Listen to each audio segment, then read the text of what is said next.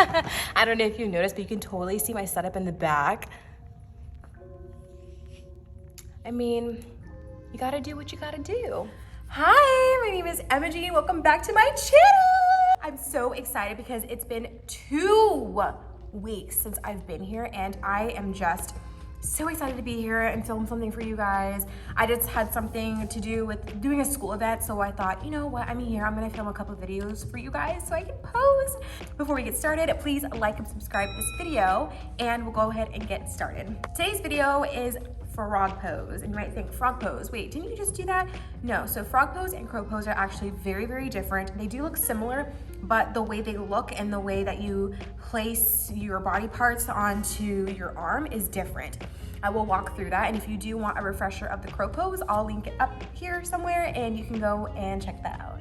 To get into frog pose, I usually do it from downward facing dog, or you can go straight into the posture. I'll show you how to get into it both ways. From downward facing dog, inhale, look forward.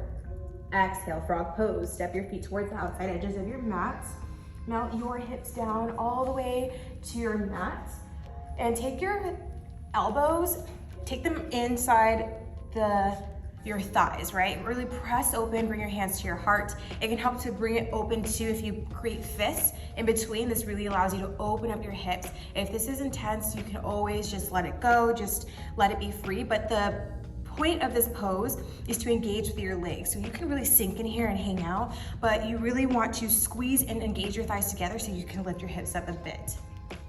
I'm gonna bring in block in here because it is very intense. So at any setting, you can have it at any 3 settings that you have on here. You can have it very high, sit on top. Gosh, this feels so good.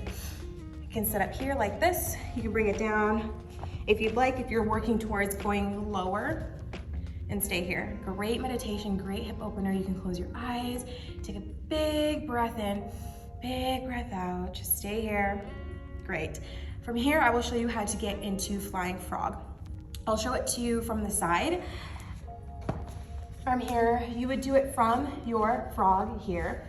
Melt your hands to your heart and place your palms down to your mat. So very similar to crow pose, but you just leave your legs as is. If you've noticed in crow, you move your knee into your tricep. You're actually just gonna leave it where it is when you were in frog pose. From here, dome up through your back. Gaze a little bit forward. Shift your weight into your wrists. Stay here, feel for the posture, or play around with your weight, your right toes up, your left, maybe both. Flex your toes, that's really important in this pose. Dome up through your back. Continue to breathe. All right, then slowly lower down. Come back to your frog pose, melt your hands to your heart, close your eyes. Huge hip opener here, so take big breaths in, big breaths out. Release all that energy flow that you just had come in, let it all out. Another form of frog pose that I definitely have a love-hate relationship is still frog, but it's on the floor. Yikes, yeah, so it's pretty bad, it's pretty bad. In frog pose, you bring your shin like parallel with each other with the other one, so it's gonna be straight. Align it, your heels with your knee. You can stay as low as you can. Some people can honestly just be up here, and this is good. This is so very intense. Huge hip opener here as well. Or you can start to open up your legs, come down to your forearms, melt your head down, maybe bring your hands out to a T. But again, you just stay here for a little bit. Just breathe in and out. So yes, it will be discomforting, but you need to breathe in that discomfort and then exhale all the tension that you feel. Eventually it will start to go away. I promise. Yeah. Hopefully you can't see that body over there. Oh God, this is embarrassing. But from here, you just breathe it out. Yep.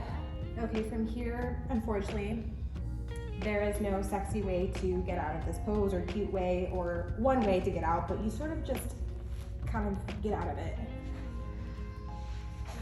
Like that. I just want to apologize for what you just saw. I don't know who that was. See, let me explain. I'm a Gemini, so that person that you saw just do that, yeah, that wasn't me.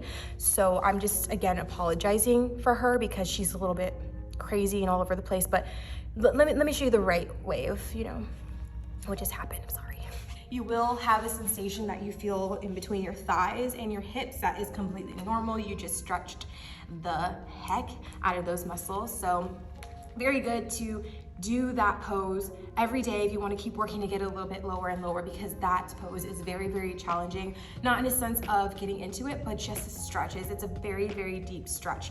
I encourage it. I think it's so fun. I love hip and opening postures. Again, this is a posture that I have a love-hate relationship with. Thank you so much for watching this video. I hope you liked it. I did miss making yoga videos for you guys so much.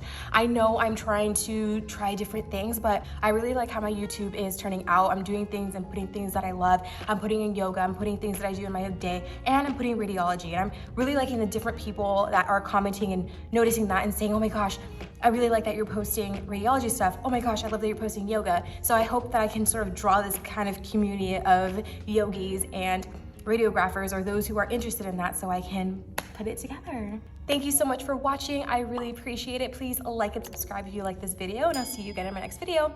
Bye.